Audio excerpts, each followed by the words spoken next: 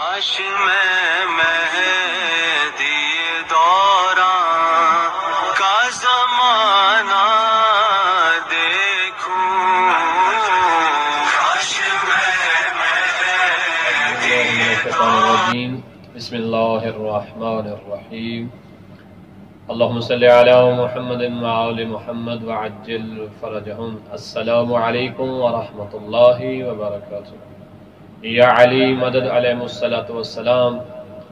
سامعین محترم، ناظرین کرام، جیسا کہ سلسلہ گفتگو فضائل امیر المومنین علیہ السلام میں جاری تھا، جس کی 4 اقساط آپ تک پہنچ چکی ہیں، بشرط زندگی انشاءاللہ تعالی آپ تمام سامعین اور ناظرین کی خدمت میں مولا متقیان کے وہ فضائل جو اس زبان سے ارشاد ہوئے کہ جو زبان تب تک حرکت نہیں کرتی جب تک اللہ کا حکم نہ آ جائے، تو انشاءاللہ تعالی چونکہ روایات میں موجود ہے کہ فضائل امیر المومنین علی ابن ابی طالب علیہ السلام پڑھنے سے، لکھنے سے، دیکھنے سے اور سننے سے انسان کے گناہ معاف ہو جاتے ہیں۔ عمالیہ شیخ صدوق میں یہ روایت موجود ہے کہ جو شخص چاہتا ہے کہ اس کی آنکھوں سے اس نے جو گناہ کیے ہیں پروردگار وہ معاف کر دے، اسے چاہیے کہ اپنی آنکھوں سے فضائل علی ابن ابی طالب پڑھے۔ جسے چاہیے کہ اس کی زبان والے گناہ ختم ہو جائیں تو وہ زبان کے ساتھ فضائل علی ابن ابی طالب علیہ السلام پڑھے۔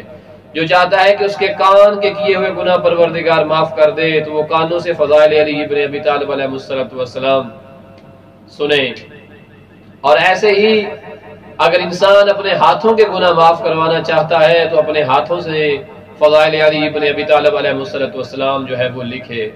تو انشاءاللہ تعالی آپ کی خدمت میں فضائل علی ابن ابی طالب علیہ السلام کا یہ سلسلہ جاری و ساری رہے گا، تاکہ ہم سرکار مولا متقیان کے فضائل بیان کر کے اپنی دنیا اور آخرت کو اپنے لیے سعادت مندی کا سبب قرار دے سکے۔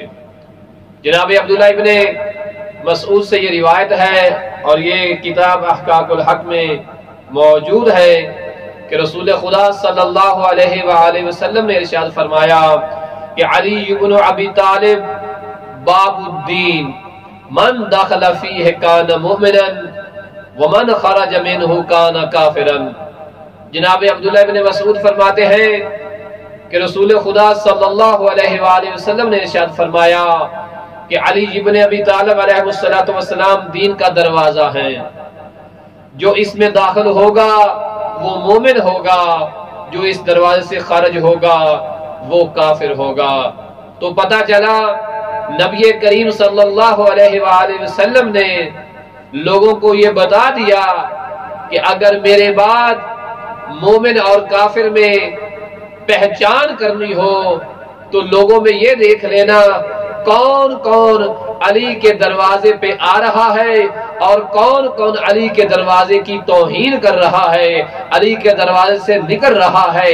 پتہ چلا جو بھی دروازے علی کا احترام کرے گا بازبان رسول خدا وہ مومن ٹھہرا، اور جو بھی دروازے علی ابن ابی طالب کی توہین کرے یا اس کا انکار کرے وہ کافر ٹھہرا۔ دعا گو بارگاہ الہی میں کہ پروردگار بحق محمد و آل محمد ہمیں اس دروازے کے ساتھ تمسک کرنے اور اس کا احترام کرنے کی توفیق عنایت فرمائے، تاکہ ہم بھی بارگاہ خدا اور رسول میں مولا متقیان کے محبوں میں شمار ہو سکیں۔